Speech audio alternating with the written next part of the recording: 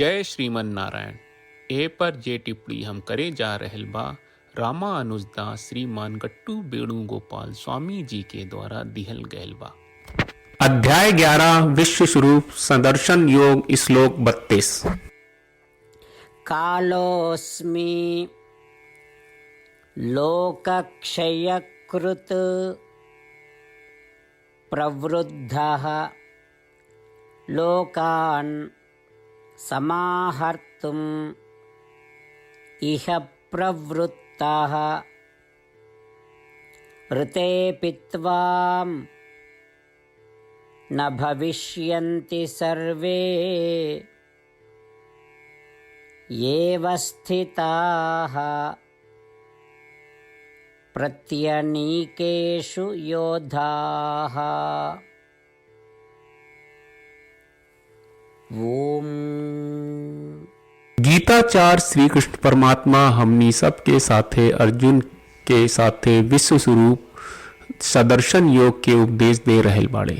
परमात्मा कहत बाड़े, अर्जुन हम समय है सब जीव के सब लोक में नाश करे वाला।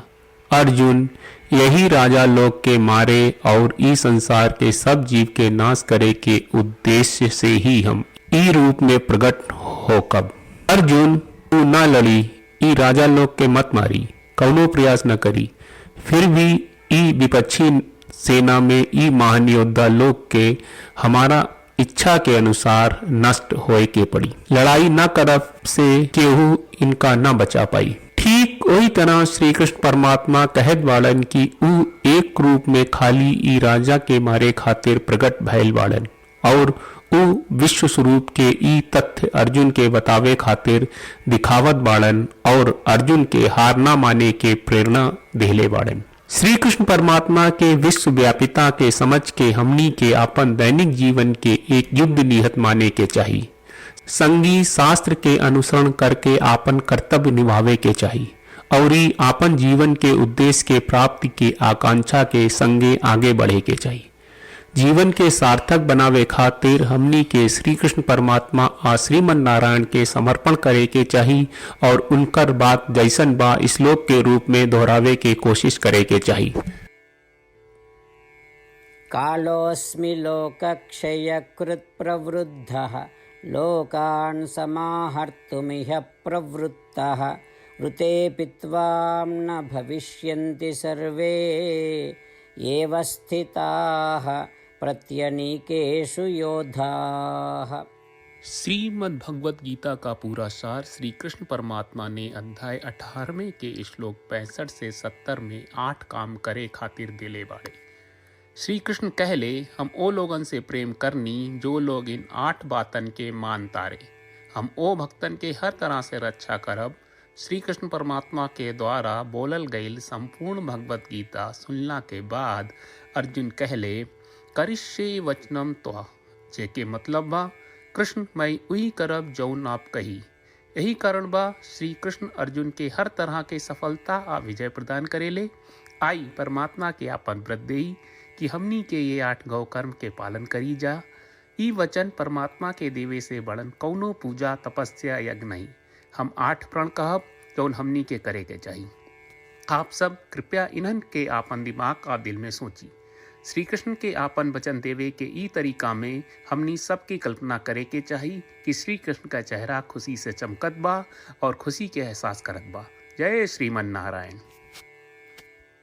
यहाँ हमनी के 8 वादा बा। हमनी के पहला वादा, हे श्रीमन नारायण आपका निर्देश के मुताबिक हम हमेशा तोहार ध्यान करब और तोहार बारे में सोचब।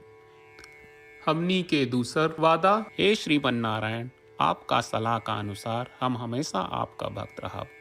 हमनी के तीसर वादा, हे श्रीमन नारायण हम आपन सब काम तोहरा सेवा के रूप में और तोहरा संतुष्टि खातिर करब। हमनी के चौथा वादा, हे श्रीमन नारायण जैस की आप माने के कहले रहलू, हमरा बहुत विश्वास बा कि हम आपके होई और हम हमेशा आपन दोनों हाथ जोड़ के आपके नमस्कार करब और आपकी पूजा करब। हमनी के पांचवा वादा, हे श्रीमन नारायण हमरा के तोरा बात माम एकम शरणम ब्रज 1866 याद कहले, जहाँ आप हमरा के आपन का अर्पित करे का कहा। श्रीमन्नारायण मैं हमेशा तोहरे शरण में रहब।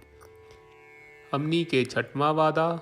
हे श्रीमन्नारायण हमरा के तोहरा बात माँ सुचहा 1866 याद कहले कि आप हमनी के शोक ना करे का आश्वासन दे रहे बड़े, हम अब और शोक ना करब। हमनी के सातवां वादा। हे श्रीमन्नारायण आपने हमरा खातिर श्रीमद् भगवत गीता के वितरण करके हम सबके कृपा कहले और आशीर्वाद दहले बा। हम वादा करत बानी कि रोजाना कम से कम एक श्लोक पढ़ब या सुनब। हमनी के आठवां वादा।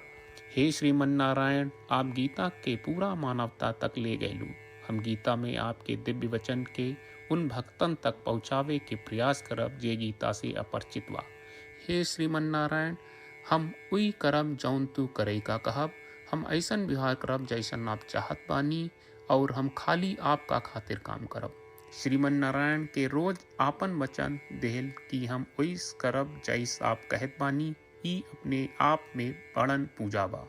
श्रीमन्नारायण करशे वचनम त्वा। श्रीमन्नारायण हम तोरे निर्देश के मुताबिक काम करब।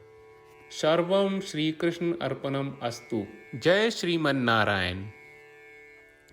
कालोऽस्मि लोकक्षयकृत् प्रवृद्धः लोकान् समाहर्तुम् इह प्रवृत्तः ऋतेऽपि त्वां न भविष्यन्ति सर्वे एव स्थिताः प्रत्यनीकेषु योधाः।